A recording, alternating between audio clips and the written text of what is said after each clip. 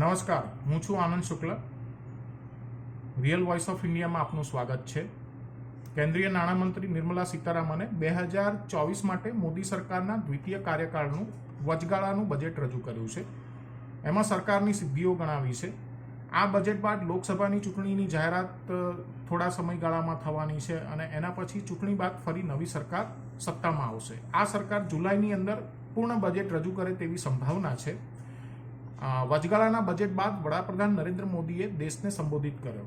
તેમણે કહ્યું કે વચગાળાનું બજેટ તો છે જ, પરંતુ તે સમાવેશી અને ઇનોવેટિવ પણ છે. આ બજેટ વિકસિત ભારતના 4 સ્તંભો યુવાઓ, ગરીબ, મહિલા, ખેડૂતો તમામને સશક્ત કરશે. તેમણે વચગાળાના બજેટને દેશના ભવિષ્યના નિર્માણનું બજેટ પણ ગણાવ્યું છે.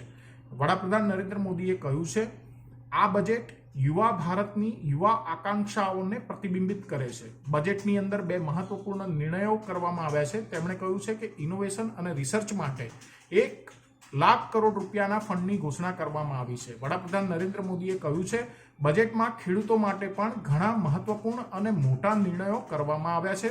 નેનો ડેપનો ઉપયોગ, પશુઓ માટે નવી યોજનાઓ, પીએમ મત્સ્ય સંપત્તિ યોજનાનું વિસ્તરણ અને આત્મનિર્ભર ઓઇલ સીડ અભિયાનથી ખેડૂતોની ઇન્કમ વધશે અને ખર્ચ ઓછો થશે. વડાપ્રધાન નરેન્દ્ર મોદીએ વચગાળાના બજેટને